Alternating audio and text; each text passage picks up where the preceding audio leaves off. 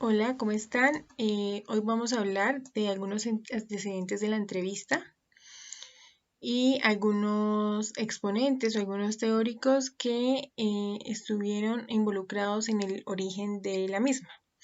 Vamos a empezar con Platón, con los diálogos de Platón en la Mayéutica, donde él a través del diálogo pudo acceder al conocimiento público. Ya en 1836 tenemos a Gordon Binet. Él, digamos que él empieza a utilizarlo en la divulgación, en divulgaciones periodísticas. Ya en 1886 se empieza a usar con la finalidad de profundizar en la psicología patológica. También en 1909 la empezamos a ver en el psicoanálisis, reemplazando la hipnosis, que era predominante en aquella época. En 1925 se empieza a usar en el ámbito de la psicología social, con Kurt Lewin, para determinar las actitudes de los sujetos respecto pues, a diferentes temas. Ya en 1934 la usa Jacob Moreno o la empieza a usar para conocer los obstáculos que impiden que se vaya a liberar la espontaneidad creadora en la persona. Y en los años 30, a finales, se empieza a usar ya en las ciencias sociales y en la investigación. Entonces ahí la entrevista se divide en dos aspectos: en las entrevistas que son mucho más estructuradas, donde encontramos las encuestas, por ejemplo, y las intensivas, donde encontramos la entrevista abierta. En este caso, la entrevista a profundidad entra allí. Bueno, en esta ocasión hablaremos de los tipos de entrevista. Entonces, los tipos de entrevistas se van a diferenciar según el grado de implicación del entrevistador en la misma, ¿sí? Y se van a dividir principalmente en tres. Vamos a encontrar las entrevistas clínicas, las entrevistas cuasi estructuradas y las entrevistas a profundidad o focalizadas. Estas van desde directiva a no directiva. Entonces, en las entrevistas clínicas son las que hacen los médicos y los psicólogos, sobre todo los clínicos y los organizacionales, ¿sí? Entonces, allí ya el profesional tiene algunas preguntas pensadas o preparadas, y a través de datos biográficos y historiales clínicos, contextualizaciones, ¿cierto? Recolectan los datos. La entrevista clínica no es tan rígida como un test o un cuestionario, y allí se busca identificar cualidades en la persona, ¿sí? Eso es algo que lo diferencia con la entrevista a profundidad, ¿sí?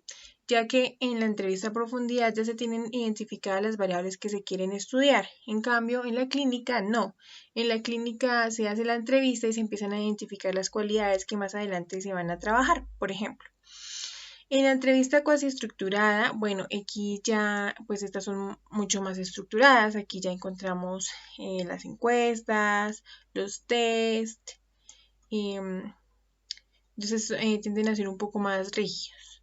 Y en la entrevista a profundidad o la entrevista focalizada, aquí como tal no hay preguntas establecidas, ¿sí? O estandarizadas.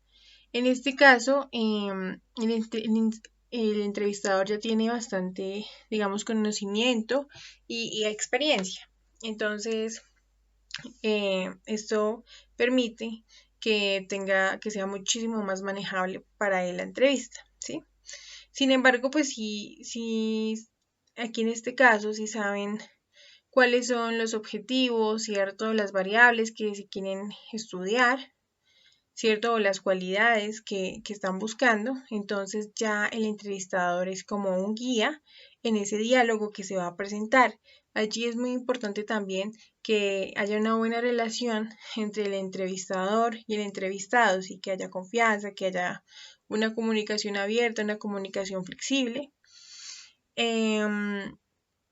Las entrevistas a profundidad o focalizadas se pueden realizar en grupo. Un ejemplo de ello son las historias de vida, por ejemplo.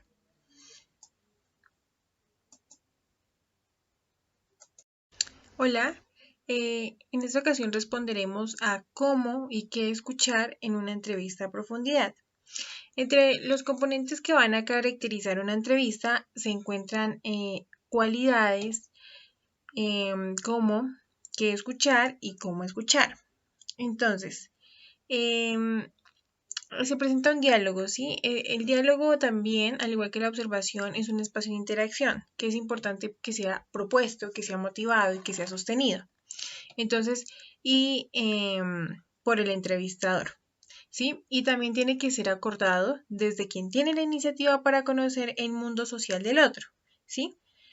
Es importante que en el diálogo también se dé la posibilidad de la palabra a quien va a ser entrevistado, ¿sí?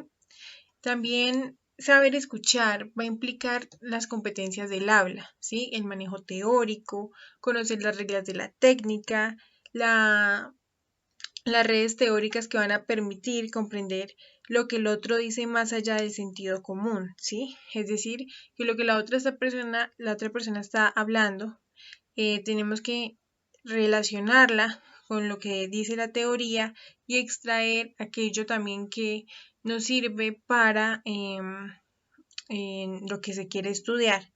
Sí, también en esta ocasión las preguntas que se realizan por parte del entrevistado no solamente tienen que guiar la entrevista, sino que también tienen que permitir que las respuestas que dé el entrevistado sean las que busque, las que necesita el entrevistador para poder realizar su estudio.